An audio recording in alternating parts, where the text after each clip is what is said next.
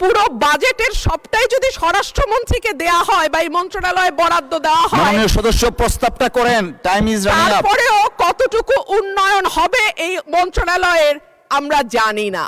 স্বরাষ্ট্রমন্ত্রী যখন বক্তব্য দেন সারা দেশ মুগ্ধ হয়ে শুনে।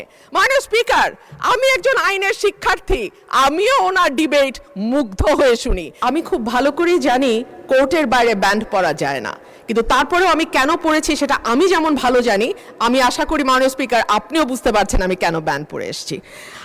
মাননীয় স্পিকার, স্বরাষ্ট্র মন্ত্রণালয়ের কাছে আমাদের এবারের বরাদ্দ তারা চেয়েছে 31,098,85,15,000 টাকা। মাননীয় স্পিকার, আমি একটু বিনীতভাবে কয়েকটা পরিসংখ্যানের দিকে আপনাদের দৃষ্টি আকর্ষণ করি। মার্চ এবং এপ্রিল মাসে সারা দেশে হত্যাকাণ্ড রেকর্ড করা হয় 605টি। অন্যান্য অপরাধ একই সময় 294টি ছিনতাই, 90টি ডাকাতি, 196টি অপহরণ, 2214টি চুরির ঘটনা, 129টি পুলিশের আক্রান্ত হবার ঘটনা ঘটেছে। নারী ও শিশু নির্যাতন 2 মাসে 3,496টি নথিভুক্ত করা হয়েছে এবং সারা দেশে প্রতিদিনে গড়ে 10টির বেশি খুনের ঘটনা ঘটছে, খবর দিচ্ছে ডেইলি স্টার এবং বণিক বার্তা।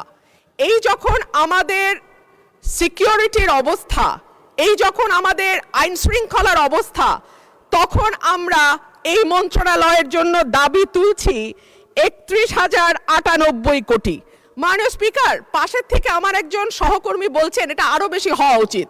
সম্ভবত মাননীয় স্পিকার, পুরো বাজেটের সবটাই যদি স্বরাষ্ট্রমন্ত্রীকে দেয়া হয় বা এই মন্ত্রণালয়ে বরাদ্দ দেওয়া হয়, মাননীয় সদস্য প্রস্তাবটা করেন, টাইম ইজ রানিং আপ। তারপরেও কতটুকু উন্নয়ন হবে এই মন্ত্রণালয়ের আমরা জানি না।